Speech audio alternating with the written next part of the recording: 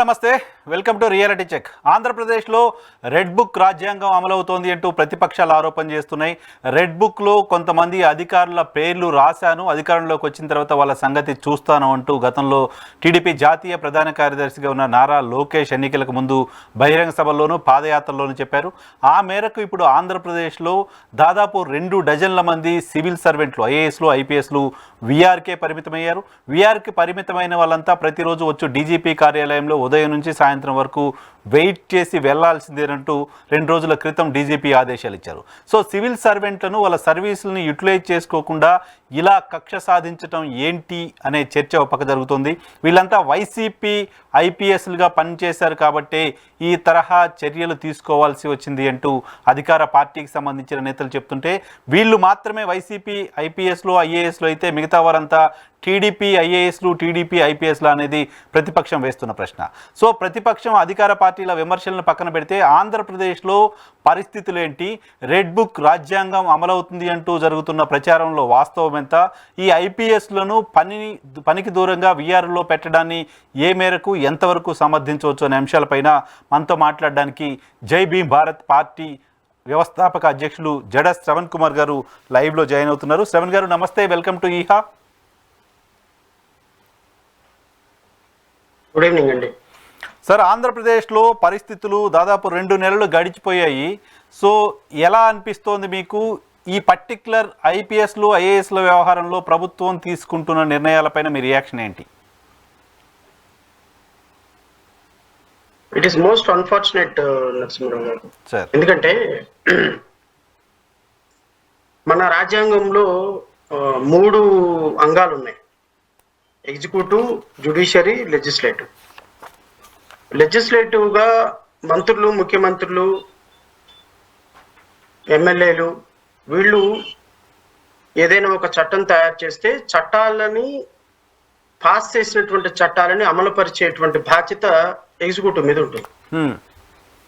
Pass చేసినటువంటి చట్టాలు కానీ లేకపోతే అమలుపరిచే విధానంలో ఏమైనా తేడాలు ఉన్నా దాన్ని నియంత్రించేటువంటి విషయంలో జ్యుడిషియరీ పాత్ర ఉంటుంది. సో కాన్స్టిట్యూషన్ 3 అంగాలకు సంబంధించినటువంటి అంశాలను చాలా నిర్దిష్టంగా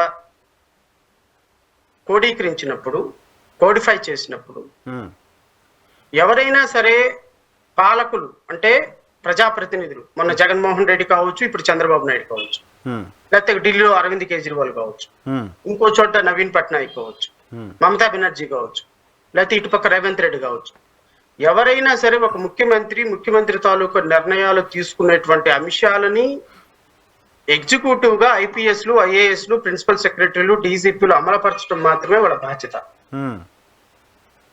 నాకు తెలిసి కొంతమంది అత్యుత్సాహం ప్రదర్శించి ఉండొచ్చు, కొంతమంది చట్టంలో లేని దాన్ని వాళ్ళు ఓన్గా ఇండల్జ్ చేసి ఉండొచ్చు. సో ఐపీఎస్, ఐఏఎస్ ఆఫీసర్లుగా సివిల్ సర్వెంట్స్ గా వీళ్ళు దేశంలో అత్యున్నతమైనటువంటి సర్వీస్ లో నుంచి మన రాష్ట్రానికి అలోకేట్ చేయబడతారు. మన రాష్ట్రానికి అలోకేట్ చేయబడినప్పుడు వీళ్ళు ఈ క్యాడర్ కు సంబంధించినటువంటి వ్యక్తులుగా ఆంధ్రప్రదేశ్ రాష్ట్రంలో వర్క్ చేసే విధానంలో ప్రభుత్వం తీసుకున్నటువంటి నిర్ణయాలను, అక్కడ జగన్మోహన్ రెడ్డి తీసుకున్న నిర్ణయాలు కాదు, ప్రభుత్వం తీసుకున్నటువంటి నిర్ణయాలను అమలు పరిచేటువంటి వ్యక్తులుగా ఐఏఎస్లు, ఐపీఎస్లు ఉంటారు. ఈ రోజున ఒక 2 డజన్ల మంది ఆఫీసర్లని, రమారమి 20-22 మంది ఆఫీసర్స్ ని, ఐపీఎస్ ఆఫీసర్స్ ని, కొంతమందిని వీళ్ళని ఐపీఎస్ ఆఫీసర్స్ అందరినీ కూడా జగన్మోహన్ రెడ్డి ప్రభుత్వంలో ఆయనకి మడుగులు వచ్చారనేటువంటి ఒక అభియోగంతో వాళ్ళని డీజీపీ ఆఫీస్ లో రిపోర్ట్ చేసి మార్నింగ్ నుంచి ఈవినింగ్ వరకు ఒక రూమ్ లో కూర్చొని పేపర్ చదువుకుంటూ, టీ దాచుకుంటూ, యూట్యూబ్ చూసుకుంటూ సరదాగా గడుపుకొని పొద్దున్న 10 గంటలకి, సాయంత్రం 5 గంటలకి సంతకం పెట్టి వెళ్ళిపోమంటుంది. నాకు తెలిసి ఒక డీజీపీ స్థాయి అధికారికి రమారమి 5.5 లక్షల నుంచి 7 లక్షల రూపాయల వరకు విత్ ఎమ్యూనిటీస్ తోటి వాళ్ళకి ఎవ్రీ మంత్ శాలరీ కావచ్చు, అలవెన్సెస్ కావచ్చు, ఇంచుమించుగా రమారమి 7 లక్షల రూపాయలకి శాలరీస్ వరకు వచ్చే అవకాశం ఉంది. సో ఈ 10-20 మంది ఆఫీసర్లు తీసుకుంటే రమారమి నాకు తెలిసి 7 లక్షలు అంటే 10 మంది ఆఫీసర్లు అంటే 70 లక్షలు, 20 మంది ఆఫీసర్లు అంటే 1,40,00,000 రూపాయలు. అంటే ఒక నెలకు వచ్చేసరికి ఒక ఆఫీసర్లకు 1,40,00,000 రూపాయలు అంటే 6 నెలలు ఈ ఆఫీసర్లు పక్కన కూర్చోబెడితే 10 కోట్ల రూపాయల ప్రజాధనం అన్నెసరీగా వాళ్ళని కాఫీలు తాగుతూ టీలు తాగుతూ పేపర్లు చదువుతూ ఇవ్వాల్సిన పరిస్థితి వచ్చినప్పుడు ఈ రాష్ట్ర ప్రభుత్వం 10 కోట్ల రూపాయల ప్రజాధనం, ఇప్పుడు డబ్బులు ఎక్కడి నుంచి వస్తుంది? చంద్రబాబు నాయుడు వాళ్ళ నాన్నగారు సంపాదించిన ఆస్తిలో నుంచి ఇవ్వటంలో. ఇదే మాట నేను జగన్మోహన్ రెడ్డి గారిని కూడా మాట్లాడాను.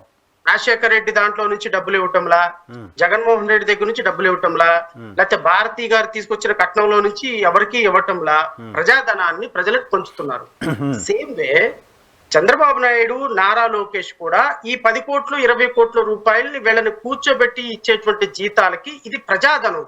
నేను, నా ఇంటి పక్కన వాళ్ళు, మా వాచ్మెన్, మా ఇంట్లో పనమ్మాయి, లేకపోతే నా కొలిగ్గు, నా ఫ్రెండ్, ఇలాంటి వాళ్ళు కట్టినటువంటి సామాన్యులు కట్టినటువంటి పన్నుల్లో నుంచి పరిపాలన చేయమని మీకు పరిపాలన ఇచ్చినప్పుడు ఈ విధంగా ఒక ఐపీఎస్ని, ఐఏఎస్ని, సీనియర్ ఆఫీసర్స్ ని ఈ విధంగా చేయటం అనేది ఇది ఎంతవరకు సమంజసమో ప్రభుత్వాలను నడిపేటువంటి అధినేతలకి తెలియాలి ఈ విషయం. నెంబర్ 1. నెంబర్ 2, ఒకవేళ నిజంగానే గత ప్రభుత్వంలో వీళ్ళు అలా తప్పు చేసి, నేనేమో వాళ్ళు తప్పు చేయలేదు లేకపోతే పక్కాగా లీగల్ గానే చేశారు అని నేను సమర్థించదలుచుకోవట్లేదు వాళ్ళని. నా అభిప్రాయం ఏంటి అంటే, as a citizen of this కంట్రీగా, ఒక చదువుకున్న వ్యక్తిగా, ఒక న్యాయవాదిగా నాకున్న అభిప్రాయం ఏంటి అంటే, ఒకవేళ నిజంగానే రెడ్ బుక్ లో మంత్రి రాసుకున్నట్టుగా, నారా లోకేష్ రాసుకున్నట్టుగా రెడ్ బుక్ లోనే నిజంగా వాళ్ళ పేర్లు ఉండి ఎవరైతే అన్యాయంగా చట్టాన్ని అతిక్రమించి ప్రవర్తించారో వాళ్ళ మీద ఎంక్వైరీ వేయండి, సస్పెండ్ చేయండి. ఇదిగో గత ప్రభుత్వంలో ఇదిగో ఈ ఎలిగేషన్ ద్వారా ఇదిగో ఈ విధంగా రూల్ చెప్తుంది, నువ్వు ఈ విధంగా రూల్ వైలేట్ చేసి, ఇప్పుడు సునీల్ కుమార్ ఉన్నాడు, ఏ రూల్ వైలేట్ చేశాడు, ఏ సెక్షన్ వైలేట్ చేశాడు, ఎవరిని అరెస్ట్ చేశాడు, దాని మీద ఎంక్వైరీ వేయండి, సస్పెండ్ చేయండి.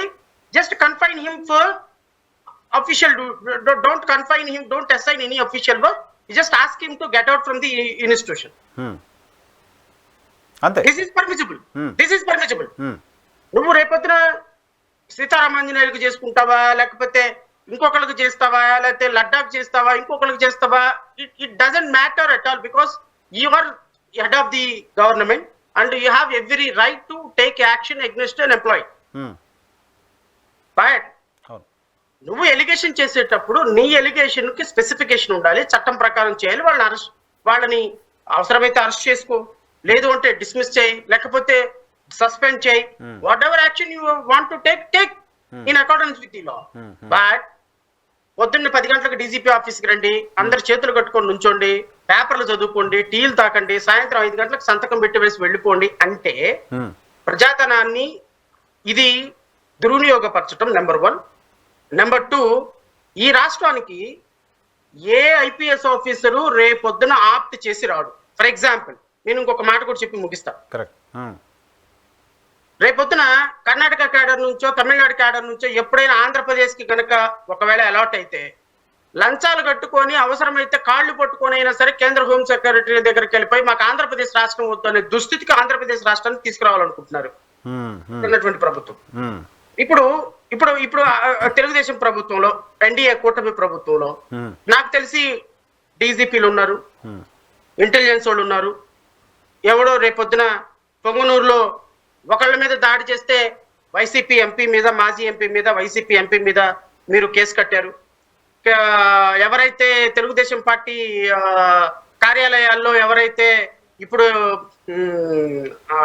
కార్యాలయం మీద దాడి చేశారని ఇప్పుడు అరెస్ట్ చేసేటువంటి గుంటూరు ఎస్పీకి సంబంధించినటువంటి ఆదేశాలు ఉన్నాయి. ఇట్లా రాష్ట్ర వ్యాప్తంగా వైసీపీ కార్యకర్తల మీద అంతర్ మీద దాడులు చేస్తున్నారు. 2029లో మళ్ళీ వైసీపీ ప్రభుత్వం వచ్చింది అనుకుందాం, ఎస్సీ మూవ్మెంట్.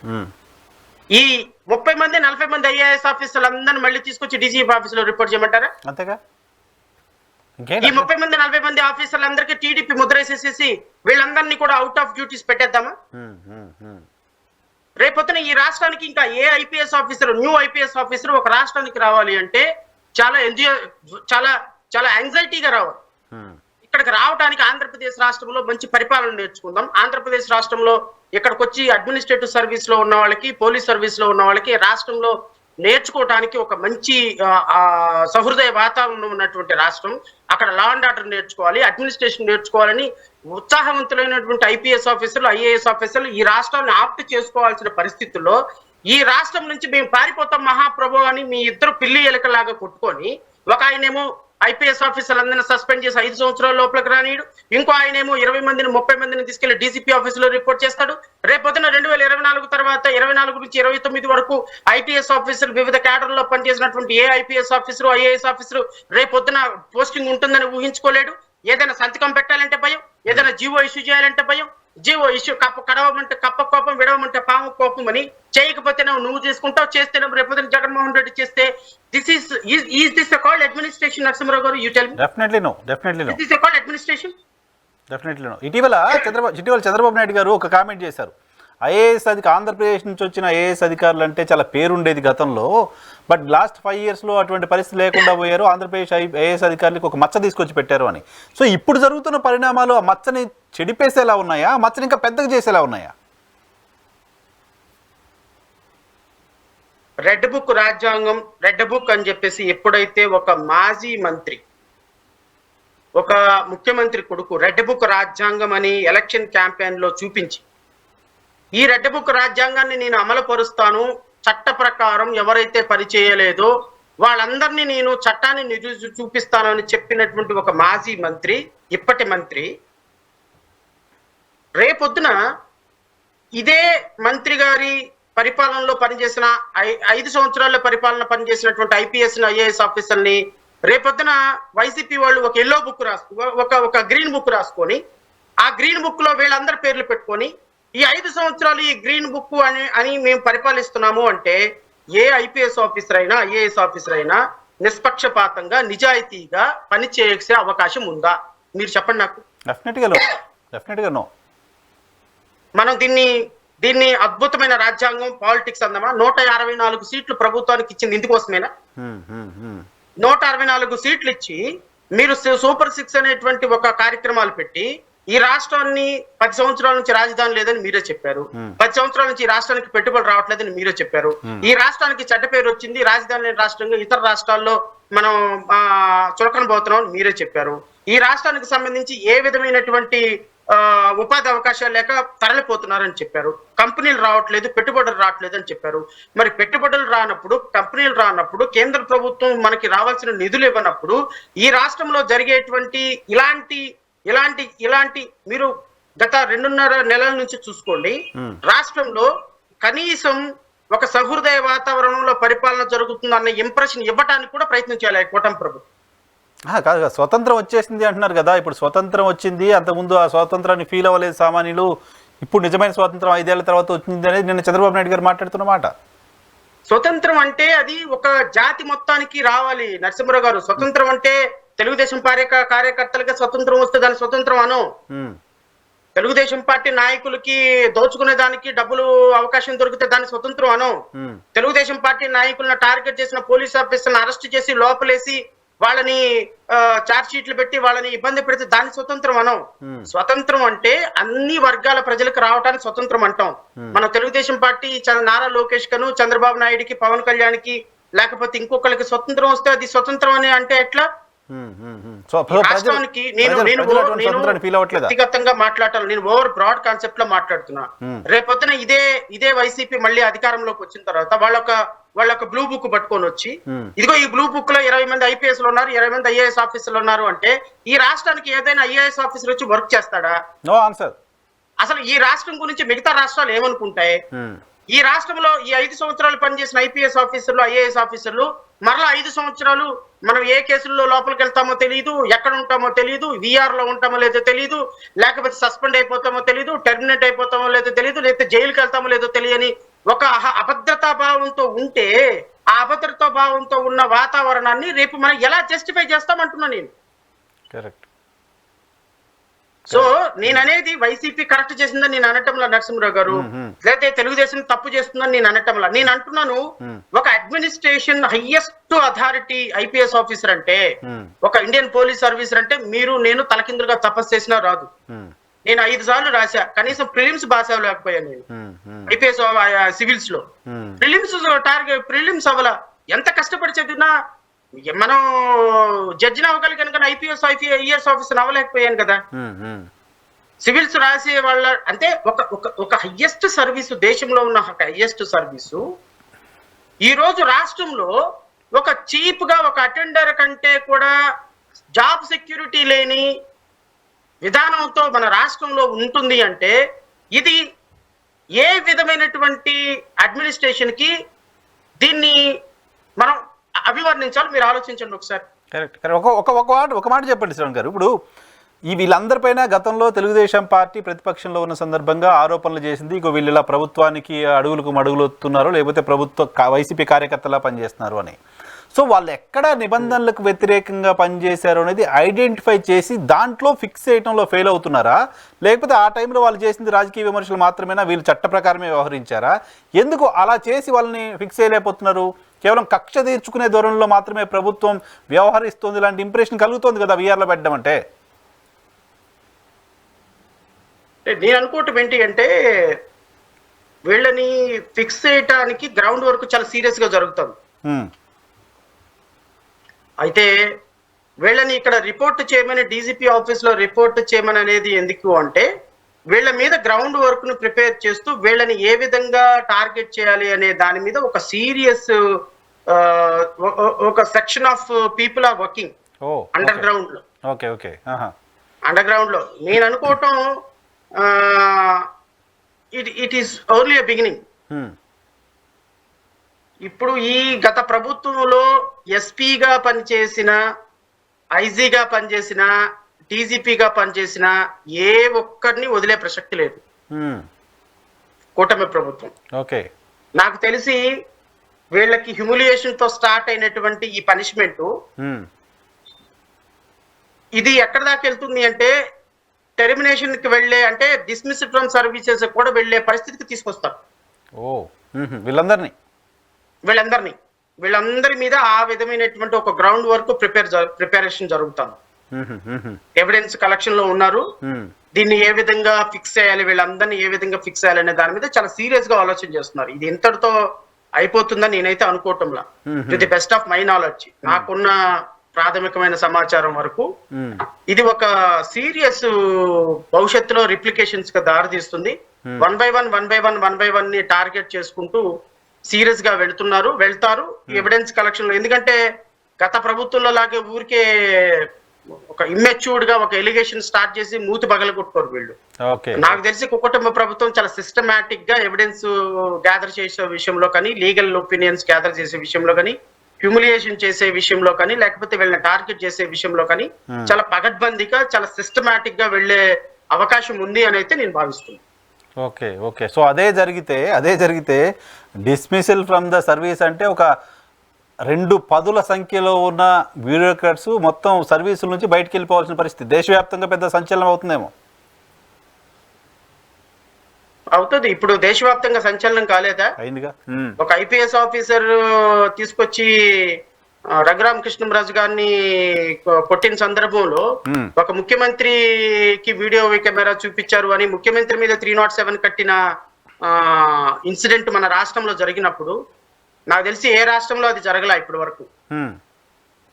ఏ రాష్ట్రంలో ఒక ముఖ్యమంత్రి మీద 307 ఎఫ్ఐఆర్ కట్లా. ఎఫ్ఐఆర్ అయిందా? జగన్మోహన్ రెడ్డి గారు అయింది కదా, కంప్లైంట్ అయితే చేశారు రఘురామకృష్ణరాజు గారు గుంటూరులో. ఎఫ్ఐఆర్ చూడలేదా మీరు? నేను చూడలేదు సార్. ఎఫ్ఐఆర్ నాకు కంప్లైంట్ చేసిన మాత్రం నేను ఫాలో అయ్యాను, తర్వాత ఎఫ్ఐఆర్ అయిన చూడలా. ఎఫ్ఐఆర్ చేశారు. On what basis? Because he is also a part and parcel of the conspiracy. Okay. రఘురామకృష్ణరాజుని తీసుకొచ్చి కొట్టే విషయంలో పాల్ గారు, ఆయన మాజీ డిఎస్పీ, ఒక అతను స్పెషల్ ఆఫీసర్ పాల్, Sunil Kumar, Jaganmohan Reddy, is also a part and parcel. A2, it seems A2 or A3. Jaganmohan Reddy మీద కూడా 307 కేసు ఉంది. I have seen. సో ఆ ఎఫ్ఐఆర్ కాపీ. అయితే ఇంత ఎక్స్ట్రీమ్ గా వెళ్ళిన ఒక ఇన్సిడెంట్ మిగతా రాష్ట్రాల్లో లేనప్పుడు రేపొద్దున ఒక డిఎస్పీ, ఒక ఎస్పీని, ఒక డీజీని, లేకపోతే ఇంకొకరిని టర్మినేషన్ చేసిన, డిస్మిస్ ఫ్రమ్ సర్వీస్ చేస్తే, సస్పెండ్ చేస్తే దానికేముంది? ఎలిగేషన్స్ ప్రూవ్ చేసుకోవడానికి 5 ఏళ్ళు పడుతుంది. వీళ్ళ జీవితకాలం సరిపోదు వీళ్ళు పెట్టిన ఎలిగేషన్స్. కరెక్టా కాదు? ఇప్పుడు ఒట్టించేవాడు మనవాడైతే ఎక్కడున్నా మనకు కావాల్సింది మనకు వచ్చేస్తుంది. ది సేమ్ వే పనిష్మెంట్ ఇచ్చేవాడు మనోడైతే ఏ పనిష్మెంట్ అయినా రాసేసుకుంటాడు. What is wrong? సిస్టమ్ని గౌరవించాలి అనే అభిప్రాయం. మన మీద ఒక తప్పు జరిగింది, మనం అలా తప్పులు చేయకూడదు. మనం కూడా ఇప్పుడున్న ఎస్పీలని మనం కూడా జాగ్రత్త చూసుకోవాలి, లీగల్ గా లా అండ్ ఆర్డర్ తోటి వెళ్ళాలి అని రాబోయే ప్రభుత్వం చెప్పాలి. అది విఘ్నత కలిగిన ప్రభుత్వం. ఇప్పుడు పొంగనూరులో చంద్రబాబు నాయుడు మీద దాడి జరిగినప్పుడు ఒక ఎస్పీ వ్యవహరించిన వివాదాస్పదమైన తీరును అందరం ఖండించాం. తప్పు అది అని కదా. నేను మీ ఛానల్లోనే చాలాసేపు మాట్లాడాను. అది కూడా నాకు ప్రసాద్ కి ఇద్దరికి గొడవ ఆర్గ్యుమెంట్ జరిగినప్పుడు నేను గత ప్రభుత్వాన్ని చాలా సీరియస్ గా డిఫెండ్ చేశాను. ఆయన ఎస్పీ చేసినటువంటి కార్యక్రమాన్ని ఆయన డిఫెండ్ చేస్తే, నేను గత ప్రభుత్వం చేసినటువంటి విధానం తప్పు. ఒక ప్రతిపక్ష నాయకుడు ఒక చోటుకి వెళ్ళినప్పుడు వాళ్ళకి ఫ్రీడమ్ ఆఫ్ రైట్ ఉంది, ఎక్కడికి వెళ్ళినా కూడా ఫ్రీడమ్ ఆఫ్ స్పీచ్ ఉంది. They may go anywhere in the country, so you cannot stop them అని చెప్పాను. పోలీసుల్ని చాలా తీవ్రంగా ఖండించాం. సిమిలర్ గా నేను ఇప్పుడు కూడా చెప్తున్నా, ఒక మాజీ ఎంపీ ఒక ఎగ్జిస్టింగ్ ఎంపీని వెళ్ళి కలిసినప్పుడు మీరు వెళ్ళి వాళ్ళ మీద దాడి చేసిన వెంటనే మీరు వాళ్ళ మీద ఎఫ్ఐఆర్ కట్టే పరిస్థితిలో ఒక ఎస్పీ ఉంటే గత ప్రభుత్వానికి మీ ప్రభుత్వానికి కంపారిజన్ ఎక్కడుంది? ఓకే ఓకే ఏది మొన్న పొంగనూరులో జరిగింది, లేటెస్ట్ గా పొంగనూరులో మిథున్ రెడ్డి గారి పేరు జరిగింది. దాంట్లో ఓకే జరిగింది రెడ్డప్ప అండ్ మిథున్ రెడ్డి. నేను నిన్న హైకోర్టులో ఉంటే ఒక మిత్రుడు, నాకు పేరు కూడా తెలీదు, ఒక అతను నా దగ్గరికి వచ్చాడు. సార్ గుడ్ ఈవినింగ్ సార్ అని చెప్పండి అమ్మా అన్నాను. సార్ మాది పొంగనూరు, మన పెద్దిరెడ్డి మీద కేసు పెట్టింది నేనే సార్. అవునా అని అన్నాను. పెద్దిరెడ్డి వాళ్ళ ఇంటి మీదకి దాడి చేసి పెద్దిరెడ్డి మీద కేసు పెట్టింది నేనే సార్ అన్నాడు. అవునా ఓకే నేను పేరేదో చెప్పాడు, నాకు గుర్తులేదు. అంటే ఈ ఒక చిన్న ఇన్సిడెంట్ ఏం చెప్తుంది, వాళ్ళ మీద కేసు పెడితే రిజిస్టర్ అయింది కేసు. వాళ్ళని తన్ని వాళ్ళ మీద కేసు పెట్టారని హైకోర్టు ప్రాంగణంలో ఒక మాజీ న్యాయమూర్తితో నిందితుడు వచ్చి చెప్పాడు. నాతో చెప్పినప్పుడు అవునా అని నేను నవ్వి మెదలకుండా ఊరుకున్నా. అంటే వాట్ ఇట్ ఇండికేట్స్ అంటే, అధికారం ఉన్నటువంటి ప్రభుత్వంలో అధికారులు వాళ్ళకి సలాంగిరి చేసి పని చేస్తారు అనేది ఇది అక్షర సత్యం, ఇది ఓపెన్ సీక్రెట్. ఇలాంటి వ్యక్తులు మనం కూడా ఇదే కదా చేసేది. సరే వ్యవస్థ పాడైపోతుంది, నాశనం అయిపోతుంది, మనం బాగు చేయలేము, మనం కూడా అధికారులను ఇలాగే వాడుకొని చేస్తాం కదా. అధికారులను వాడుకొని చేసినప్పుడు అనవసరంగా వాళ్ళని టార్గెట్ చేయటం ఎందుకు అనుకొని చూసి చూడనట్టు ఒక ముఖ్యమంత్రి స్థాయిలో వ్యక్తులు వెళ్ళాలి తప్ప, ఈ విధంగా టార్గెట్ చేసుకుంటూ వెళ్తా ఉంటే ఓవరాల్ గా ఒక రోజుకి సిస్టమ్ కొలాప్స్ అయిపోతుంది. కరెక్ట్. అంటే పొలిటికల్ వెండెట్టా ఉండొచ్చు. ఇప్పుడు మనం చూస్తే పక్క నైబర్ స్టేట్ తమిళనాడులో పొలిటికల్ రైవలరీ విపరీతంగా ఉంటుంది, ఒకరిపైన ఒకరు కేసులు ఇవన్నీ కూడా. బట్ అక్కడెక్కడ కూడా బ్యూరోక్రసీకి సంబంధించిన వాళ్ళు ఈ స్థాయిలో వివాదాలకు వెళ్ళడం, ఒక ప్రభుత్వంలో పనిచేసిన వాళ్ళు తర్వాత కేసులు ఎదుర్కోవడమో లేకపోతే డజన్ల కొద్దీ వీఆర్లోకి వెళ్ళిపోవడమో తమిళనాడులో కూడా చూడలేం మనం. బట్ మన దగ్గర ఎందుకు ఆ పరిస్థితి వస్తుంది? పైగా చంద్రబాబు నాయుడు గారు చాలా ఎక్కువ ఎక్స్పీరియన్స్, ముఖ్యమంత్రిగా అత్యధిక ఎక్స్పీరియన్స్ ఉన్న పర్సన్ చంద్రబాబు నాయుడు గారు. సార్, ఒక సౌత్ లో ఒక బ్యాడ్ ప్రెసిడెంట్ కి దారి తీసినటువంటి పాలిటిక్స్ లో తమిళనాడు రాజకీయాలు, కరుణానిధి జయలలిత రాజకీయాల్ని మనం చాలా సీరియస్ గా చెప్పుకోవచ్చు. ఎందుకంటే ఒక ప్రభుత్వం, అక్కడ కూడా తమిళనాడు ప్రజలు కూడా 5 సంవత్సరాలు ఒకరికి 5 సంవత్సరాలు ఒకరికి ఇచ్చేటువంటి ఒక ఆనవాయితీ ఉంది, ఎంత బాగా చేసినా కూడా. సో అట్లా తమిళనాడు తర్వాత ఆ విధమైనటువంటి ఒక విద్వేషపూరితమైనటువంటి రాజకీయాలు చేయటానికి మళ్ళా ఆంధ్రప్రదేశ్ వేదిక అయ్యింది. అది మోస్ట్ అన్ఫార్చునేట్. 2014 నుంచి 19 వరకు తెలుగుదేశం, 19 నుంచి 24 వరకు జగన్మోహన్ రెడ్డి, 24 నుంచి 29 వరకు మళ్ళీ తెలుగుదేశం, మళ్ళీ 29 నుంచి 34 వరకు మళ్ళీ జగన్మోహన్ రెడ్డి. ఇలా power change politics every 5 years జరుగుతున్నప్పుడు ఈ జరుగుతున్న చేంజ్ లో నలిగిపోతుంది ఏంటి అంటే సిస్టమ్ నలిగిపోతుంది. ఈ సిస్టమ్ నలిగిపోవటం వల్ల ఏమవుతుంది అంటే భవిష్యత్తులో ఈ సిస్టమ్స్ మీద ప్రజలు నమ్మకం కోల్పోయే పరిస్థితికి వచ్చేసారు. ఆల్మోస్ట్ ఆల్ కోల్పోయారు. కోర్టుల మీద నమ్మకం కోల్పోయినారు, పోలీస్ వ్యవస్థ మీద నమ్మకం కోల్పోయినారు, రెవెన్యూ వ్యవస్థ మీద నమ్మకం కోల్పోయారు, మున్సిపాలిటీ వ్యవస్థ మీద నమ్మకం కోల్పోయినారు. ఇక ఈ రాష్ట్రంలో ఏ వ్యవస్థ పైన ప్రజలకు నమ్మకం ఉందా అంటే నాకు తెలిసి ఈవెన్ ఇంక్లూడింగ్ మీడియా మీద కూడా నమ్మకం లేదు ప్రజలు. వాళ్ళకు కూడా పార్టీల మీడియాగా అయిపోయింది కదా అంతా. ఇప్పుడు మనం చిన్నప్పుడు కళ్ళు మూసుకొని పాట వింటా ఉంటే ఎవరు పాడారు అంటే బాలసుబ్రహ్మణ్యం చెప్పేయచ్చు, ఎందుకంటే ఆయన తప్ప ఇంకోళ్ళు ఎవరు లేరు పాడడానికి. సిమిలర్ గా ఇప్పుడు మనం కళ్ళు మూసుకొని ఏ ఛానల్లో వార్త వస్తుంది అంటే ఫలానా ఛానల్ వార్త వస్తుంది అంటే ఈ వార్త ప్రభుత్వానికి ఫేవర్ గా వస్తుంది, ఇది ప్రభుత్వానికి నెగిటివ్ గా వస్తుందని కళ్ళు మూసుకొని చెప్పేయచ్చు. మనం టీవీ ఏంటనేది అనవసరం. By by by listening voice, not visual, listening voice we can say. అంటే ప్రభుత్వంలో ఉన్నటువంటి వ్యక్తులకి ఐపీఎస్ ఆఫీసర్లు ఎలా దోహదం అయిపోయినారు, సిస్టమ్స్ ఎలా దోహదం అయిపోయినాయి, న్యాయ వ్యవస్థ ఎలా దోహదం అయిపోయింది, మీడియా ఎలా అంటే ఈ విధంగా ప్రజలు ఒక ఇన్స్టిట్యూషన్స్ మీద ఈ విధంగా నమ్మకం కోల్పోతే అల్టిమేట్ గా ఇది ఏ విధమైనటువంటి పరిస్థితులకు దారి తీస్తుంది అంటే మనం దాన్ని ఇమాజిన్ చేయడానికి కూడా అవకాశం లేదు. 2020లో 21లో జరిగినటువంటి 21లోనో 22లోనో తెలుగుదేశం పార్టీ కార్యాలయం మీద దాడి జరిగినటువంటి దాడికి ఇప్పుడు అరెస్టులు చేస్తుంటే, మొన్న తెలుగుదేశం పార్టీ అధికారంలోకి రాగానే వైఎస్ఆర్ కాంగ్రెస్ పార్టీ కార్యాలయాల మీద దాడులన్నిటికీ 29లో అరెస్టులు జరుగుతాయి. అంతే కదా, అదే కనపడుతుంది. అదే కనపడుతుంది. క్లోజ్ చేసిన కేసులు మళ్ళీ రీఓపెన్ చేసి మరీ ఎఫ్ఐఆర్ చేస్తున్నారు కదా. 29లో అరెస్టులు జరుగుతాయి. ఇప్పుడు చంద్రబాబు నాయుడు గారు ఎవరెవరినైతే పోలీస్ ఆఫీసర్లందరినీ విఆర్ లో పెట్టి పొద్దున సాయంత్రం వచ్చి కాఫీలు తాగి టీలు తాగి వెళ్ళిపోండి అని చెప్పారో అది రేపు 29లో మొదట్లో జరుగుతాయి. తెలుగుదేశం పార్టీ ప్రధాన కార్యాలయం ఏదైతే ఉందో మంగళగిరిలో, మన మంగళగిరి కార్యాలయానికి పర్మిషన్ లేదని జగన్మోహన్ రెడ్డి ప్రమాణ స్వీకారం చేసిన మొదటి రోజే పగలగొట్టేస్తారు. అంటే మళ్ళీ అసలు జగన్మోహన్ రెడ్డి అనే వ్యక్తి ఈ రాష్ట్రానికి రాడు, ఆ బూచిని అసలు పూర్తిగా లేకుండా చేసేస్తామనేది చంద్రబాబు నాయుడు గారు చెప్తున్న మాట. నరసింహరావు గారు, నేను ఏదో మీలాంటి వాళ్ళ దగ్గర మాట్లాడాలి, లేకపోతే ఏదో భయపెట్టాలి, హైపోథెటికల్ గా మాట్లాడాలని నేను మాట్లాడుతున్నా. నేను మాట్లాడుతుంది అక్షర సత్యం, అబ్సల్యూట్లీ రేపు జరగబోయేదే నేను మాట్లాడుతున్నా. నేను కూటమి ప్రభుత్వాన్ని కూడా రిక్వెస్ట్ చేస్తున్నా, దయచేసి కూటమి ప్రభుత్వం ఈ విధమైనటువంటి అనాలోచితమైనటువంటి నిర్ణయాల వల్ల రాష్ట్రం అభివృద్ధి ఇంకొక 20 సంవత్సరాలు వెనక్కి వెళ్ళిపోతుంది. ఈ విధంగా మీరు చేయటం వల్ల దీని రిప్లికేషన్స్ ఎలా ఉంటాయంటే, మీరేదో పొద్దున సాయంత్రం మధ్యాహ్నం టై కట్టుకొని వచ్చిన ఒకరిని కూర్చోబెట్టి, తెల్లచోలు ఉన్నవాడిని ఒకరిని కూర్చోబెట్టి, అమెరికా నుంచి వచ్చాడు, రష్యా నుంచి వచ్చాడు, ఉజ్బెకిస్తాన్ నుంచి వచ్చాడు, లేకపోతే సింగపూర్ నుంచి వచ్చాడు అని చెప్తున్నాడు. All trash. అల్టిమేట్ గా 10 రూపాయలు కూడా ఆల్ ట్రాష్. 10 రూపాయలు కూడా ఇన్కమ్ జనరేట్ కాదు. మార్చి 3వ తారీఖున 2023 సంవత్సరం 13 లక్షల కోట్ల రూపాయలు మన రాష్ట్రానికి అభివృద్ధికి నిధులు తీసుకొస్తారని జగన్మోహన్ రెడ్డి సమ్మిట్ పెట్టాడు చూడండి విశాఖపట్నంలో. 1300 కోట్లు కూడా రాలేదని నేను చెప్పా. నేను ఇప్పుడు చెప్తున్నా, ఈ 5 సంవత్సరాల్లో కూటమి ప్రభుత్వం ఇదే పద్ధతుల్లో వెళితే 1300 కోట్లు కాదు కదా, 300 కోట్ల రూపాయలు కూడా పెట్టుబడి పెట్టేవాడు రాడు. అదేంటి సార్ అంటే నేనేమంటానంటే, ఇప్పుడు రాజధాని అమరావతి వచ్చింది కాబట్టి ఏదో 4 కంపెనీలు వస్తాయి, 4 కంపెనీలు పెడతారు, ఆ కంపెనీల్లో నుంచి 10 రూపాయలు ఉద్యోగం వస్తుంది అని మనం ఏదో ఆశపడతాం. అది సమస్య కాదు. 10 కంపెనీలు రావటం పెద్ద సమస్య కాదు.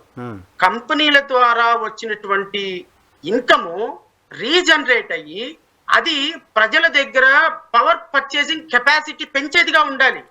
4 కంపెనీలు వస్తాయి, నువ్వు 100 కోట్లు రాయితీలు ఇస్తావు, అతను వచ్చి 200 కోట్లు పెట్టుబడి పెడతాడు. 200 కోట్లు పెట్టుబడి పెట్టి, ఇప్పుడు ఈ రోజు ఒకటి చూసా నేను, లా యూనివర్సిటీ కడతాను అని. లా యూనివర్సిటీకి మీరు ఈ రోజు ఫౌండేషన్ వేస్తే, నేషనల్ లా యూనివర్సిటీకి ఈ రోజు ఫౌండేషన్ వేస్తే, it will take 5 years for constructing, for build construction. నీకు అప్రూవల్ రావడానికి, దానికి కన్స్ట్రక్షన్ పర్మిషన్ రావడానికి, బీసీఐ నుంచి అప్రూవల్ రావడానికి, కేంద్ర ప్రభుత్వం న్యాయశాఖ నుంచి అప్రూవల్ రావడానికి it will take at least 1 year. నువ్వు కమెన్స్మెంట్ చేసిన దగ్గర నుంచి 4 years 5 years కన్స్ట్రక్షన్ జరుగుతుంది లా యూనివర్సిటీ. ఓవర్ నైట్ జరిగే కాదు ఇవన్నీ కూడా. ఒక 5-star హోటల్ కట్టాలంటే it will take 5 years. So ఈ రోజు డెవలప్మెంట్ స్టార్ట్ చేస్తే, మీరు కంపెనీలు రావడం స్టార్ట్ చేస్తే ఇక్కడికి, దాని ఫలాలు మనకు అందేటప్పటికి సంవత్సరాలు పడతాయి. మీరు ఎంత ఎక్స్పీడియట్ గా తయారు చేసినా కూడా టెంపరీ కట్టడాల్లో నుంచి రాష్ట్రానికి ఒక 10 ఉద్యోగాలు సృష్టించాలి అంటే 4 కంపెనీలు రావడంలో ఉపయోగం లేదు కదా. ఆ కంపెనీలు పనిచేసి దాన్ని రీజనరేట్ చేసి దాని పవర్ పర్చేసింగ్ కెపాసిటీ ప్రజల్లో పెంచి అది దాని ఇన్కమ్ ఫలాలు మనకు అందేటప్పటికి it will take years, tickets. కానీ ఎక్కడో చోట స్టార్ట్ అవ్వాలి కదా సార్. ఆ స్టార్టింగ్ ఇప్పుడు అవుతుందని ఎందుకు అనుకోలేము? ఆ ప్రయత్నం ఇప్పుడు జరుగుతుందని ఎందుకు తీసుకోలేము? దాన్ని ప్రయత్నం జరుగుతుంది. ఎట్ ది సేమ్ టైం మీరు తీసుకున్న నిర్ణయాల వల్ల ఆ ప్రయత్నం స్టెబిలిటీ లేకుండా పోయే అవకాశం కూడా కనపడుతుంది. ఇప్పుడు వీళ్ళు ప్రభుత్వం డెవలప్మెంట్ మీద చేసే ఫోకస్ కంటే వీళ్ళని రాజకీయ నాయకుల్ని, ఐపీఎస్ ఆఫీసర్ని, ఐఏఎస్ ఆఫీసర్ని, లోకల్ ఉన్న వైసీపీ నాయకుల్ని టార్గెట్ చేసే దాని మీద ఎక్కువ కాన్సన్ట్రేషన్ ఉంది. రెడ్ బుక్ మీద ఎక్కువ కాన్సన్ట్రేషన్ ఉంది కాన్స్టిట్యూషనల్ బుక్ కంటే కూడా. కాన్స్టిట్యూషనల్ బుక్ మీద కాన్సన్ట్రేషన్ చేయటం కంటే, సూపర్ 6 అమలుపరచడం కాన్సన్ట్రేషన్ చేయటం కంటే, ఈ రోజు జరుగుతున్నటువంటి రెడ్ బుక్ మీద కాన్సన్ట్రేషన్ ఎక్కువైపోతా ఉంటే ఆటోమేటిక్ ఏమేం ప్రశ్న వస్తుంది? ఈ రాష్ట్రంలో ఇన్వెస్ట్మెంట్ పెట్టేవాడికి, ఈ రాష్ట్రంలో ఇన్వెస్ట్మెంట్ పెట్టే ప్రతి వాడు ఇక్కడ లా అండ్ ఆర్డర్ ఉండాలని చూసుకోవాలి, ఇక్కడ రాజకీయంగా ఇద్దరి మధ్య కొట్లాట ఉండకూడదని చూసుకోవాలి. జగన్మోహన్ రెడ్డి ఒక పక్క 40% ఓటింగ్ తోటి చాలా స్ట్రాంగ్ గా కనపడతాడు. రేపొద్దున 2029 వచ్చిన తర్వాత యాంటీ ఇన్కంబెన్సీ పెరిగిపోయింది అనుకోండి, ఖచ్చితంగా రేపొద్దున జగన్మోహన్ రెడ్డి అవకాశం వచ్చింది అనుకోండి, అల్టిమేట్ గా రేపొద్దున ఇన్వెస్ట్ పెట్టినోడు రూపాయి ఏం ఆలోచిస్తాడు? రేపొద్దున జగన్ వస్తే లేనిపోయింది నాకెక్కడ తలకాయ నొప్పి అని కూడా. సో ఇక్కడ స్టెబిలిటీ చాలా ఇంపార్టెంట్ నరసింహరావు గారు. నెంబర్ 2, ప్రభుత్వం మీద సాఫ్ట్ కార్నర్ ఇంపార్టెంట్ మిగతా రాష్ట్రాలకి. ఇక్కడ ఐపీఎస్ ఆఫీసర్లు ఈ విధంగా టార్గెట్ చేస్తున్నారని ఇది దేశం మొత్తం స్ప్రెడ్ అయింది అనుకోండి. ఫర్ ఎగ్జాంపుల్, ఈ రాష్ట్రం మీద ఒక బ్యాడ్ ఇంప్రెషన్ పడదా కేంద్ర ప్రభుత్వ స్థాయిలో? అవును కదా. ఒక ముఖ్యమంత్రుల మీద, మాజీ ముఖ్యమంత్రుల మీద, చంద్రబాబు నాయుడు మీద కేసులు, ఆయన వెళ్ళిపోతే ఈయన మీద కేసులు, రేపో మినిస్టర్లు అరెస్ట్ అవబోతున్నారు, రేపొద్దున ఐపీఎస్ ఆఫీసులు అరెస్ట్ అవబోతున్నారు. మీరు గుర్తుపెట్టుకోండి, జగన్మోహన్ రెడ్డికి కప్పు కాఫీ ఇచ్చిన అటెండర్ దగ్గర నుంచి జగన్మోహన్ రెడ్డి పడుకునేటప్పుడు టాబ్లెట్ ఇచ్చిన భారతి గారి వరకు కూడా అరెస్ట్ అవుతారు. అవునా? ఖచ్చితంగా అందులో మీరు రాసి పెట్టుకుని డౌటే లేదు. This is my prediction. Bharathi గారు కూడా అరెస్ట్ ఏ ఒక్కళ్ళని వదలరు. కూటమి ప్రభుత్వం ఏ ఒక్కళ్ళని వదలదు. In front of there is a crocodile festival. ఇది జగన్మోహన్ రెడ్డికి అర్థం కావాలి. ఇప్పుడు నారా లోకేష్ గారు హిడెన్ ఎజెండా తోటి ఏం లేరు, చాలా ఓపెన్ ఎజెండాతో ఉన్నారు. ఓపెన్ ఎజెండా రెడ్ బుక్ బహిరంగ సభలో ఓపెన్ గా చూపించి ఎవరెవరు తప్పులు రాశారో వాళ్ళ పేర్లు దీనిలో ఉన్నాయి, విచారణ చేసి వాళ్ళందరికీ శిక్ష చేపిస్తా అన్నారు. సో అది ఆ రకమైన చర్యలు వాళ్ళపైన తీసుకుంటామని ప్రజలను అడిగి వాళ్ళ యాక్సెప్టెన్సీ తీసుకున్నట్టే కదా మ్యాండేటు. సో దాన్ని ఇప్పుడు ఇంప్లిమెంట్ చేస్తున్నారని కాదు. ఇప్పుడు నాకు ఒకటి అర్థం కాలేదు. ప్రజలు వాళ్ళకి చాలా క్లియర్, నారా లోకేష్ కి, పవన్ కళ్యాణ్ కి, చంద్రబాబు నాయుడు గారికి, వీళ్ళందరికీ చాలా క్లియర్ మ్యాండేట్ ప్రజలు ఇచ్చారు. 90,000 మెజార్టీ, 70,000 మెజార్టీ ప్రజలు ఇచ్చారు. ప్రజల గురించి ఇంకా అసలు మర్చిపోండి. ప్రజలు వాళ్ళకి 5 సంవత్సరాలు అధికారం ఇచ్చేశారు. ఆయన రెడ్ బుక్ చూపించిన అధికారం ఇచ్చేశారు. జగన్ నిన్ను తొక్కితే అధపాతాలోనికి వెళ్తామని పవన్ కళ్యాణ్కి అధికారం ఇచ్చారు. మీకు నేను మారిన చంద్రబాబు నాయుడిని ఏ విధంగా రేపొద్దున నా కార్యకర్తల్ని రక్షించుకుంటానో, ఏ విధంగా ఈ రాష్ట్రంలో రేపొద్దున మీ అందరికీ కూడా సింహస్వప్నం లాగా ఉంటానో చూడండి, నేను ఈ రాష్ట్రంలో మరో చంద్రబాబు నాయుడు చూస్తారని చెప్పిన చంద్రబాబు నాయుడు గారికి పరిపాలన ఇచ్చారు. ప్రజలు చాలా క్లారిటీతో ఉన్నారు, నాయకులు చాలా క్లారిటీతో ఉన్నారు. అల్టిమేట్ గా క్లారిటీ లేని మీకు నాకు క్లారిటీ లేదేమో అనుకుంటున్నాను. బికాస్ మనకి క్లారిటీ తెచ్చుకున్న ప్రయత్నంలోనే ఈ డిస్కషన్ చేస్తున్నాం మనం. నాకు తెలిసి జగన్మోహన్ రెడ్డికి కూడా చాలా క్లారిటీ ఉంది. జగన్మోహన్ రెడ్డిని భారతి గారిని వైఎస్ వివేకానంద రెడ్డి హత్య కేసులో అరెస్ట్ చేయాలి. ఎలా వాళ్ళని అరెస్ట్ చేస్తారు, జస్ట్ వెయిట్ అండ్ సీ. వాళ్ళని దాంట్లో ఎలా ఫిక్స్ చేస్తారు, జస్ట్ వెయిట్ అండ్ సీ. దీనికి కేంద్ర ప్రభుత్వంలో ఉన్న సిబిఐ కూడా సహకరించే అవకాశాలు ఉన్నాయి. సో వీళ్ళ పాత్రని ఏ విధంగా ఫిక్స్ చేస్తారు, వీళ్ళ పాత్రని ఏ విధంగా తీసుకొస్తారు, వీళ్ళని ఇంకా వేరే కేసులో ఎలా వీళ్ళని ఫిక్స్ చేయాలని చూస్తున్నారు. ఇంకా there is a long way to go Narasimha Rao గారు. ఇక్కడ సరే రాజకీయంగా వాళ్ళు ఎట్ట చేస్తారు, వాళ్ళు డబ్బున్న వాళ్ళు స్టేట్ డిబేట్ పోకూడదు అనేది పాయింట్.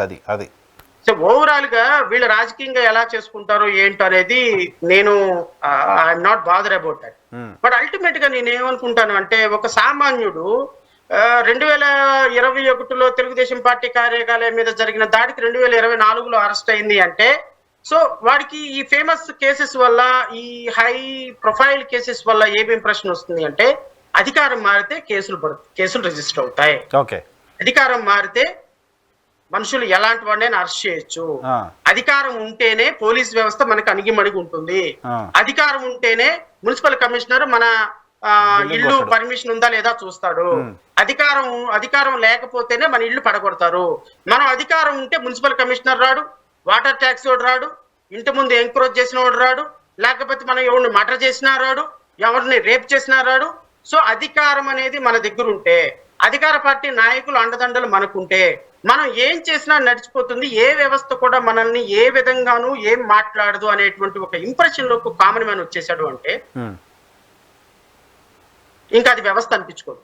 ఓకే ఓకే ఇక్కడ అది ఇప్పుడు కేసులు మీరు జగన్మోహన్ రెడ్డి గారు, భారతి గారు వాళ్ళని ఇరికించే ప్రయత్నం, అరెస్ట్ చేసే ప్రయత్నం గురించి మాట్లాడారు కాబట్టి ఇప్పుడు గత ప్రభుత్వంలో చంద్రబాబు నాయుడు గారి పైన నాకు తెలిసి ఒక 5, 6 ఎఫ్ఐఆర్లు అయినాయి. ఆయన జైలుకి కూడా వెళ్ళొచ్చారు. ఈ ఎంక్వైరీ విచారణలన్నీ కూడా రాష్ట్ర ప్రభుత్వ పరిధిలో ఉన్న ఏపీసీఐడి పరిధిలో ఉన్నాయి.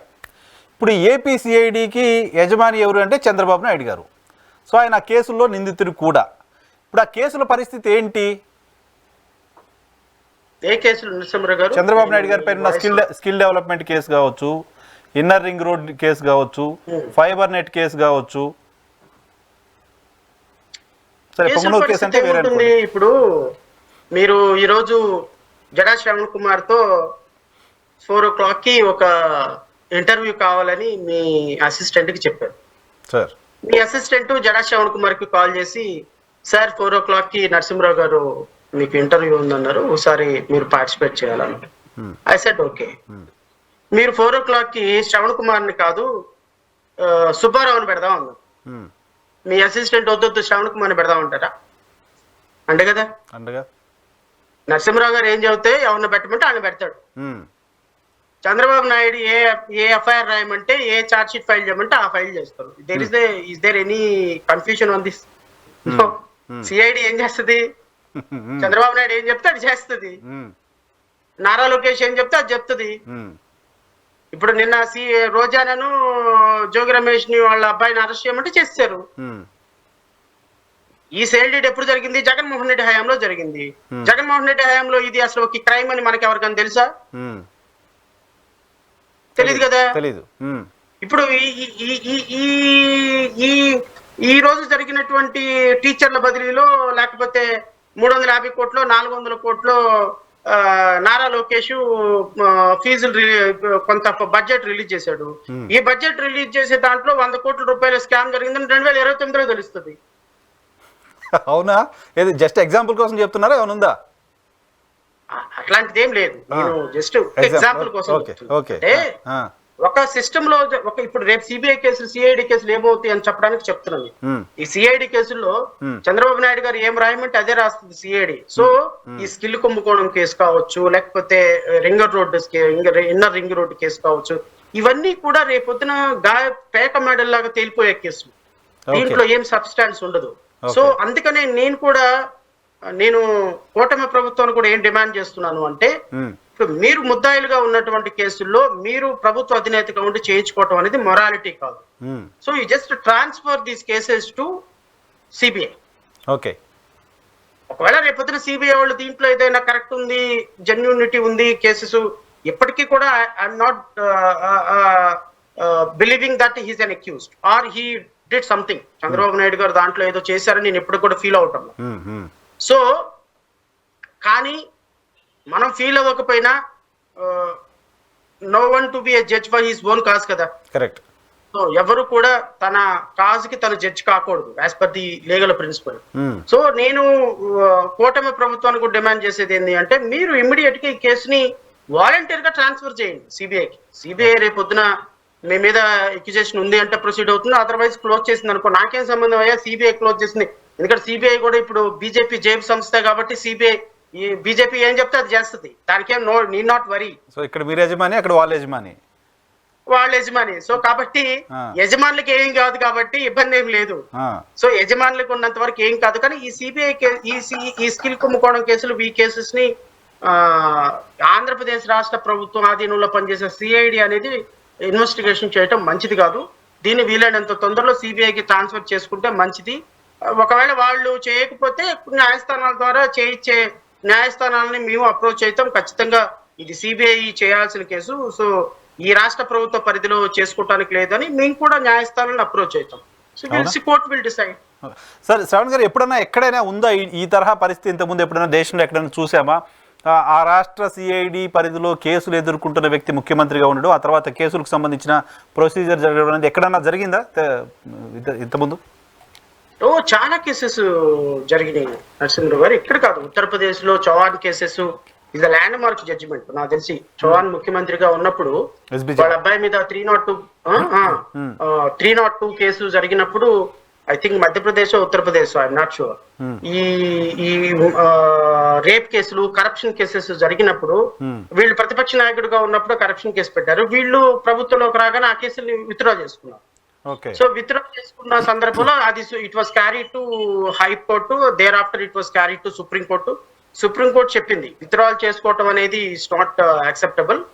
కోర్టు అనేది మన వాలీబాల్ ప్లే గ్రౌండ్ కాదు, మీ ఇష్టం వచ్చినట్టు కేసులు పెట్టుకోవటం మీరే, తీసేయటం మీరే అనటానికి. So there is a reason, there is a system. ఆ సిస్టమ్ ను ఫాలో అవ్వకుండా మీరు కేసులు విత్డ్రా చేసుకోవడానికి లేదని ల్యాండ్ మార్క్ జడ్జిమెంట్ ఇచ్చింది. సో కేసెస్ విత్డ్రాయల్ గురించి అది ఒక ల్యాండ్ మార్క్ జడ్జిమెంట్. అయితే వీళ్ళు ఇప్పుడు ఆంధ్రప్రదేశ్ రాష్ట్రంలో ఇట్లా చాలా రాష్ట్రాల్లో కేసెస్, ఒక ప్రభుత్వం పెట్టిన కేసెస్ ఇంకో ప్రభుత్వం విత్డ్రా చేసింది, అవి తప్పని కోర్టులు చెప్పినాయి. కానీ మన రాష్ట్రంలో ఒక డిఫరెంట్ సిచ్యువేషన్ కనపడుతుంది నాకు ఈ రాష్ట్రంలో. ఎందుకు అంటే గత ప్రభుత్వంలో పెట్టినటువంటి కేసులు పెట్టినటువంటి ముఖ్యమంత్రి ఇప్పుడు ముఖ్యమంత్రి కాదు. సో గత ప్రభుత్వంలో ప్రతిపక్ష నేతగా ఉన్నటువంటి అక్యూజ్డ్ ఇప్పటి ముఖ్యమంత్రి. సో ఇప్పుడు ఈ ముఖ్యమంత్రి ఈ కేసెస్ ని గవర్నమెంట్ పరంగా విత్డ్రా చేయడు డైరెక్ట్ గా. ఎందుకంటే విత్డ్రా చేస్తే మాలాంటి వాళ్ళం వాచింగ్ డాగ్స్ గా ఉంటాం కాబట్టి మేము వాళ్ళని గట్టిగా పట్టుకుంటాము, విత్డ్రా చేయడానికి కుదరదని అంటాం. విత్డ్రా చేయకుండా ఏం చేస్తారంటే ఈ కేసెస్ ని సిఐడితో చెప్పించి there is no substance, it is a false case అని రిఫర్డ్ ఛార్జ్ షీట్ పడేస్తారు. So there is no prima facie case out made out. So refer charge sheet పడేసినప్పుడు ఆ రిఫర్ ఛార్జ్ షీట్ ని ఛాలెంజ్ చేసే అర్హత ఎవరికి ఉండదు, అది ఒక గవర్నమెంట్ కే ఉంటుంది, థర్డ్ పార్టీకి ఉండదు. సో రిఫర్ ఛార్జ్ షీట్ అంటే కేసెస్ విత్డ్రా చేస్తేనేమో ఒక పద్ధతి, దీంట్లో సబ్స్టాన్స్ అప్రూవల్, దీంట్లో ఏ విధమైనటువంటి క్రైమ్ మెయింటైనబిలిటీ లేదు, ఇది crime offence is not made out అని చెప్పి ఒక పదవి రాసి రిఫర్ చేసిస్తారు అనుకోండి, కేసు క్లోజ్ అయిపోతుంది. కేసు క్లోజ్ అయిపోయినప్పుడు ఆ కేసెస్ ని ఛాలెంజ్ చేసే అధికారం మళ్ళీ రాష్ట్ర ప్రభుత్వాలకు ఉంటుంది. అది మళ్ళీ థర్డ్ పార్టీస్ వెళ్ళి ఛాలెంజ్ చేస్తే దేర్ ఆర్ సర్టన్ లిమిటేషన్స్ ఉండదు. జగన్మోహన్ రెడ్డి కూడా చాలా కేసెస్ తన మీద ఉన్నటువంటి కేసెస్ ని అలా రిఫర్ చేయించుకున్నాడు. ఆ రిఫర్ చేయించుకున్నప్పుడు ఆ కేసెస్ అన్ని ఇప్పుడు హైకోర్టులో రివిజన్ లో పెండింగ్ ఉన్నాయి. సో అవి ఇప్పుడు ఈ ప్రభుత్వం కౌంటర్ వేయచ్చా వాటిపైన? సార్ జగన్మోహన్ రెడ్డి గారి కేసుల పైన ప్రభుత్వమే మళ్ళీ ఆ కేసుల పైన కౌంటర్ వేయాల్సిన అవసరం ఉంటుంది అంటున్నారు కదా మీరు? అవి ఇప్పుడు రిజర్వ్ లో ఉన్నాయి. ఇప్పుడు ఆ కేసెస్ మళ్ళీ రీఓపెన్ అయ్యి వీళ్ళు మళ్ళీ కౌంటర్ వేస్తారు రాష్ట్ర ప్రభుత్వం వేయచ్చు. మళ్ళీ అవన్నీ ఓపెన్ అయిపోతాయి నాకు తెలిసినంత వరకు. ఎందుకంటే ఎవరైతే కేసు పెట్టారో అక్కడ వాళ్ళు విత్డ్రా చేసుకున్నారు కేసెస్, జగన్మోహన్ రెడ్డి కేసెస్. ఇప్పుడు ఇక్కడ కూడా రాష్ట్ర ప్రభుత్వం కేసు పెట్టింది కాబట్టి ఈ రాష్ట్ర ప్రభుత్వం కేసు విత్డ్రా చేసుకోవడానికి అవ్వదు. ఎవరైతే కేసు పెట్టారో ఆయన విత్డ్రా చేసుకోవడానికి అవ్వదు. కానీ పోలీస్ ఇన్వెస్టిగేషన్ లో case offence not made out అని రిఫర్ చేసేస్తే సో టెక్నికల్ గా చేసే అవకాశం ఉంది సిఐడి. సో అందుకోసమని నేనేమంటానంటే ఈ విధమైనటువంటి సిఐడి చేసినటువంటి యాక్షన్, చేయబోయే యాక్షన్ ప్రభుత్వంలో అధినేతగా ఉన్నటువంటి మీకు అనుగుణంగా ఉంటుంది కాబట్టి ఈ కేసెస్ ని సిబిఐకి ట్రాన్స్ఫర్ చేయడమే ఉత్తమమైన పని. ఈ కేసెస్ సిబిఐకి ట్రాన్స్ఫర్ చేయకపోతే ఈ కేసులో న్యాయం అన్యాయం అనే దానికి డెఫినేషన్ దొరకదు. కరెక్టే. కానీ ఇప్పుడు చంద్రబాబు నాయుడు గారు ఆయన జుట్టును తీసిపోయి కేంద్రం చేతిలో పెడతారా? ఎంత కలిసి ఉన్నా, ఎంత క్లోజ్ గా ఉన్నా, ఎంత కలిసి కాపురం చేస్తున్నా అక్కడ ఇంకొక సిచ్యువేషన్ ఏంటి అంటే ఇది కేంద్ర ప్రభుత్వం రాష్ట్ర ప్రభుత్వం కలిసి కేంద్రంలోనూ పార్టీలుగా ఉన్నాయి, అలయన్స్ లో ఉన్నాయి, రాష్ట్రంలోనే అలయన్స్ లో ఉన్నాయి. అవును. సో ఈ రెండు అలయన్స్ లో ఉన్నప్పుడు చంద్రబాబు నాయుడు గారు సంబంధించినటువంటి కేసు ఇక్కడ సిఐడి అయినా క్లోజ్ చేస్తే అక్కడ సిబిఐ అయినా క్లోజ్ చేస్తే అల్టిమేట్ గా. సో కాబట్టి నీడ్ నాట్ వరీ. అల్టిమేట్ గా న్యాయం అనేది పూడ్చిపెట్టబడుతుంది, ఎప్పటికైనా పూడ్చిపెట్టబడుతుంది. కానీ ఎంత లోతును పూడ్చిపెట్టాం అనేది ఇంపార్టెంట్. మళ్ళీ తీయగలిగే స్థాయిలో ఉంటుందా పూడ్చివేత, పూర్తిగా లోపలికి ఉంటుందా అనేది తెలియదు. చూద్దాం. రాజకీయ ప్రయోజనాలు మారినప్పుడు ఇప్పుడు మనం లీగల్, రాజ్యాంగం, కాన్స్టిట్యూషన్ అని మాట్లాడటం మానేద్దాం. రాజకీయ ప్రయోజనాలే మనం కూడా political convenience sir, political convenient ఎవరికి ఏది కన్వీనియంట్ గా ఉంది అంటే దాన్ని తెరపైకి తీసుకొస్తారు కదా. అంతే కదా సార్, పొలిటికల్ కన్వీనియన్సే కదా. భారతీయ జనతా పార్టీ పైనేమో లీడ్ లో ఉంటుంది, సిబిఐని ఈడీని మేనేజ్ చేస్తుంది. రాష్ట్రంలోనేమో సిఐడి వీళ్ళంతా న్యాయం చేస్తారు. సో శ్రవణ్ కుమార్ ని అరెస్ట్ చేయాలి అంటే 5 నిమిషాల పని, నరసింహరావు గారిని అరెస్ట్ చేయాలంటే 5 నిమిషాల పని, XYZ ని అరెస్ట్ చేయాలంటే 5 నిమిషాల పని, వాళ్ళ మీద కేసులు తీసేసుకోవాలంటే 5 నిమిషాల పని, వాళ్ళ అబద్ధాలు చెప్పి ఆ అబద్ధాలని తూచి అన్నామంటే 5 నిమిషాల పని. సో అధికారం అనేది ఒక మనిషికి ఎంత అవసరం అంటే అది సంజీవం లాంటిది. సంజీవని లాంటిది. ఓకే, అధికారం ఏ రోగానికైనా ముందు అదే. ఓకే, సకల రోగ నివారణి, సర్వరోగ నివారణి, సకల రోగ నివారణి అధికారం. సో మీరు ఏ మీద మీరు ఎన్ని 100 కోట్లైనా దోచుకోండి, ఎన్ని 1000 కోట్లైనా దోచుకోండి, ఎన్ని అబద్ధాలైనా చెప్పండి, 1000 కోట్ల రూపాయలు దాచిపెట్టుకోండి, అంత సర్వరోగ నివారణ అధికారం వచ్చింది. అందుకని అధికారం కోసమే ఇంత క్రేవింగ్. సో నేను రాష్ట్ర ప్రజల తరపు నుంచి వారిని కోరేది ఏంటి అంటే 2 అంశాలు నేను ఫైనల్ గా చెప్పి ముగిస్తాను నరసింహరావు. ఇక్కడ మేము ప్రజాస్వామ్యాన్ని కొద్దిగా ప్రేమించేటువంటి వ్యక్తులుగా, మేము ఈ రాష్ట్రం బాగుండాలని కోరుకునే వ్యక్తులుగా, గత ప్రభుత్వం తప్పులు చేసింది కాబట్టి మీకు 164 సీట్లు వచ్చినాయి. గత ప్రభుత్వం పోలీస్ వ్యవస్థను వాడింది కాబట్టి పోలీసు కుటుంబాలందరూ కూడా కూటమి ప్రభుత్వానికి అనుకూలంగా ఓటేశారు. గత ప్రభుత్వం వ్యవస్థల్లో చొరబడి కొన్ని వ్యవస్థల్ని ఇష్టం వచ్చినట్టు కెలికి పడేసింది కాబట్టి ఆ వ్యవస్థలో మనుషులందరూ అసహ్యం పెంచుకున్నారు ప్రభుత్వం మీద. అప్పుడు మేము 5 సంవత్సరాలు చెప్పినా జగన్మోహన్ రెడ్డికి నోరు మైండ్కి ఎక్కల. మాలాంటి వాళ్ళం, మీలాంటి వాళ్ళు, ఇంకొకళ్ళు ఇది మంచి రాజధాని కదిలించొద్దు, IPS ఆఫీసర్లు చేయొద్దు, అక్రమ అరెస్టులు చేయొద్దు, చిన్న విషయాలకు అరెస్టులు చేయొద్దు, మీరు సిస్టమ్స్ లో జొరబడద్దు అని ఎన్నోసార్లు చెప్పినా కూడా అతను doesn't bother about all these things. So ultimate గా 11 సీట్లు వచ్చిన తర్వాత రియలైజ్ అయ్యాడో లేదో మాకైతే తెలియదు, కానీ రియలైజ్ అవ్వాల్సిన పరిస్థితిలోకి అతను వచ్చాడు. సిమిలర్ లో 151 సీట్లు ఎలా అయితే జగన్మోహన్ రెడ్డికి ఊహించని పరిణామం, 164 సీట్లు కూడా కూటమి ప్రభుత్వానికి ఊహించని పరిణామం. సో ఊహించని పరిణామంతో ఊహించని మ్యాండేట్ ప్రజల దగ్గర నుంచి మీకు వచ్చినప్పుడు ఈ మ్యాండేట్ ని నేను జడా శ్రవణ్ కుమార్ రోజు మాట్లాడినంత మాత్రాన్ని మీకు ఒక్క సీటు కూడా తగ్గదు, ఒక్క సీటు తగ్గదు, ఒక్క ఎమ్మెల్యే కూడా వీరిపోరు. 5 సంవత్సరాలు మీరే ఉంటారు, 5 సంవత్సరాలు మీరే ఉంటారు. ఈ 5 సంవత్సరాల తర్వాత ఓటేసేటప్పుడు 2024 ఆగస్టు 17వ తారీఖున జడా శ్రవణ్ కుమార్ మాట్లాడిన మాటలు కనీసం ఒక్కళ్ళ మీదనే ఇన్ఫ్లుయెన్స్ చేస్తాయి. కరెక్ట్, అవును. సో మీరు 2029 వరకు జరిగే ఎలక్షన్ లో ప్రజలు మీకు ఇచ్చినటువంటి మ్యాండేట్ ని మనం ఎలా వాడుతున్నామా అని మీరు ఏపీ ఎలక్షన్స్ ఉన్నాయి అనుకొని ప్రతి ప్రభుత్వం పనిచేయాలి. అది నా కోరిక. చేస్తారా లేదా అనేది వాళ్ళ విఘ్నత.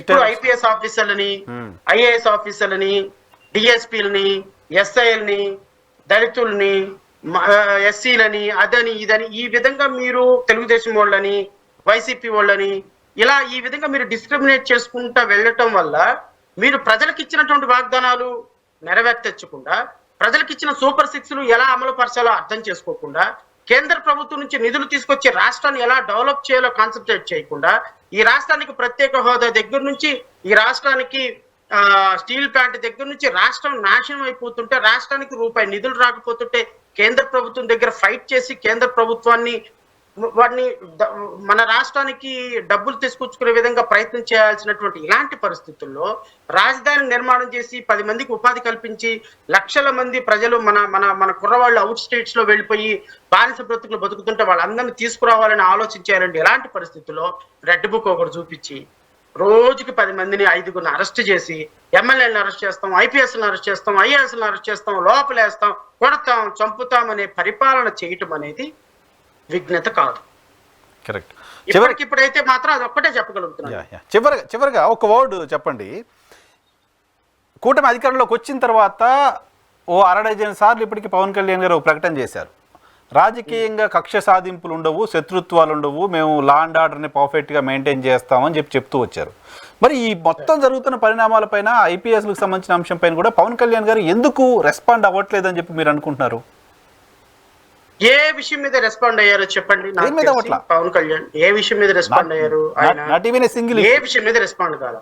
నేను పదే మళ్ళీ అడుగుతున్నా, 30,000 మంది ఆడపిల్లలకు సంబంధించి మిస్ అయిన ఆడపిల్లల గురించి ఈ రోజు వరకు ఆయన 2 నెలల 15 రోజులు ఏమో అవుతుంది ముఖ్యమంత్రి అయ్యి, ఉప ముఖ్యమంత్రి అయ్యి, ఈ రోజు వరకు రెస్పాండ్ కాదు. ఈ రోజు వరకు రెస్పాండ్ కాల.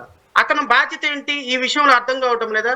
నెంబర్ 2, 15,000 కోట్ల రూపాయలు అప్పుగా మన రాష్ట్రానికి కేంద్ర ప్రభుత్వం డబ్బులు ఇస్తే అసెంబ్లీలో చాలా ఆర్భాటంగా ప్రకటించి 15,000 కోట్ల రూపాయలు ఇచ్చినటువంటి మా ప్రధానమంత్రి గారికి ఈ శాసనసభ తరఫున ఒక తీర్మానం చేసి ఒక ధన్యవాదాలు తెలుపుతున్నామని చెప్పిన అపరపక్వమైనటువంటి ఉప ముఖ్యమంత్రి ఇంతకు మించి ఏం ఎక్స్పెక్ట్ చేస్తాం ఆయన దగ్గర నుంచి? ఈ రాష్ట్రంలో జరుగుతున్న బిడ్డల మరణాల గురించి సంబంధం లేదు, ఆడపిల్లల మిస్సింగ్ గురించి ఒక స్టేట్మెంట్ లేదు, జరుగుతున్న దళితుల మీద జరుగుతున్న దాడుల గురించి ఒక స్టేట్మెంట్ లేదు. ఈరోజు వైఎస్ఆర్సీపీ పార్టీ కేంద్రాల కార్యాలయాల మీద జరుగుతున్న దాడుల మీద, జరుగుతున్న అక్రమ అరెస్టుల మీద, ఐపీఎస్ల మీద, ఐఏఎస్ల మీద జరుగుతున్న అక్రమ అరెస్టుల మీద ఒక కులముద్ర వేసి వైసీపీలో పనిచేసిన ప్రతి ఒక్క ఆఫీసర్ని కూడా విఆర్లోకి పంపించి వాళ్ళందరి మీద టార్గెట్ చేస్తున్న అంశం మీద ఏ విధమైన స్పందన లేదు. మీరు మాత్రం పొద్దున్న లెగిస్తే మాట్లాడేది అద్భుతమైన పరిపాలన, ఆయన పేరేంటి, చెవు కూడా అతని పేరున్నారు, అతను చెగువీర పరిపాలన అంటారు, మహాత్మా గాంధీ అంటారు, అబ్దుల్ కలాం అంటారు, అసలు మీరు బిఆర్ అంబేద్కర్ అంటారు. ఈ మహానుభావుల పేర్లు తప్ప ఇంకో మహానుభావుల పేర్లు రావు మీ నోట్లో నుంచి. మీరు రాష్ట్రంలో ఉప ముఖ్యమంత్రిగా మీ దగ్గర నుంచి కొంత ఎక్స్పెక్ట్ చేశారు ప్రజలు. సరే, మీరు సినిమాల్లో మాట్లాడిపోయినా, పాడినా పాడకపోయినా, డైలాగులు చెప్పినా చెప్పకపోయినా నడిచిపోతుంది, డూబుతో నడిపించేస్తారు. కానీ ఇది నిజ జీవితం కదా, పరిపాలన కదా. ఈ పరిపాలన డూబుతో నడవదు కదా. మీరే డైలాగులు చెప్పాలి కదా, మీరే యాక్షన్ తీసుకోవాలి కదా. సో మీరు తీసుకోవాల్సిన యాక్షన్ లో ఈ ప్రభుత్వంలో జరుగుతున్నటువంటి ఒక్క అంశం మీద కూడా స్పందించకుండా, ఈ ప్రభుత్వంలో జరుగుతున్న ఇప్పుడు ఈ 2 నెలల 15 రోజుల నుంచి ఎంతమంది అమ్మాయిలు మిస్ అయ్యారు తెలుసా మీకు? అధికారికంగా లెక్కలు ఇస్తాను. ఈ 2 నెలల 15 నుంచి ఎఫ్ఐఆర్ ఎన్ని మిస్సింగ్ కంప్లైంట్లు అయినాయా? ఎందుకు మిస్సింగ్ కంప్లైంట్లు అయినాయి? ఎందుకు సుగాలి ప్రేతి కేసు 2 నెలల 15 రోజులని ఎందుకు క్రాక్ చేయలేకపోయినారు? ఎందుకు ఇంతవరకు నిందితులు గురిశిక్ష చేయించలేకపోయినారు? గత 5 సంవత్సరాల నుంచి ఆ కేసు ఫాలో అవుతున్నావు కదా నువ్వు. గత 5 సంవత్సరాల నుంచి ఈ రాష్ట్రంలో ఎన్నో సమస్యల మీద ఫైట్ చేశారు కదా. ఆ సమస్యల మీద కనీసం ఒక్క సమస్య మీద కూడా నోరు విప్పి ప్రశ్నించలేని ఒక దుర్మార్గకరమైనటువంటి పరిస్థితుల్లో ఒక పార్టీ ఉంది. ఎందుకు అంటే ఉప ముఖ్యమంత్రిగా ఆయన ప్రభుత్వంలో జరిగే అన్యాయాలని is also and part and parcel. He will not open his mouth. ఇప్పటి వరకు రెస్పాండ్ అవ్వలేదు, మరి చూడాలి మిగతా. అధికారం వచ్చేంత వరకే నరసింహరావు గారు. అధికారం వచ్చిన తర్వాత ఎవ్వరు ఓపెన్ చేయరు మౌత్. అందరూ అధికార పార్టీ. ఈ రాష్ట్రంలో ప్రతిపక్ష పార్టీ లేని రాష్ట్రం ఏదైనా ఉంది అంటే అది ఆంధ్రప్రదేశ్ రాష్ట్రం. అధికార పార్టీలోకి వస్తే మేనరిజం మారిపోతుంది, ఖచ్చితంగా మారిపోతుంది. అబద్ధాలు చెప్పినవన్నీ అబద్ధాలు. ఇప్పుడు పవన్ కళ్యాణ్ చెప్పిన ప్రతి ఒక్కటి అబద్ధమే. ఈ అబద్ధాలను నిజం చేసుకోవడానికి ఆయన పడే కష్టాలు దేవుడికే తెలియాలి. ఖచ్చితంగా ఒక నెల 2 నెలల తర్వాత 1,000 మంది మహిళలతోటి నేనైతే పవన్ కళ్యాణ్ గారిని డిమాండ్ చేస్తూ 30,000 మంది అమ్మాయిల ఆచూకీ ఎక్కడైనా ఒక పెద్ద సభ నిర్వహించబోతున్నాం. సమాధానం చెప్పాల్సింది పవన్ కళ్యాణ్. చాలా పెద్ద ఇష్యూ. 30,000 మంది అమ్మాయిలు ఒక రోజు గడిచినా ఇబ్బందే కదా. ట్రాఫికింగ్ లో వెళ్ళిపోతూనే ఉంటారు కదా, ఒక రోజు కూడా గడవకూడదు, ఇమీడియట్ గా తీసుకోవాలి. యుద్ధ ప్రాతిపదికన చేయాల్సిన పని అది. నేను ఈ 5 సంవత్సరాలు మాత్రం 30,000 మంది అమ్మాయిల ఆచూకీ తెలిసేంత వరకు 5 సంవత్సరాలు నేను ప్రశ్నిస్తూనే ఉంటా. అది right sir. Thank you very much Shravan గారు, మాకు సమయం కేటాయించినందుకు. ఇది జడే శ్రవణ్ కుమార్ గారితో స్పెషల్ రియాలిటీ చెక్. రేపు షోలో మళ్ళీ కలుద్దాం.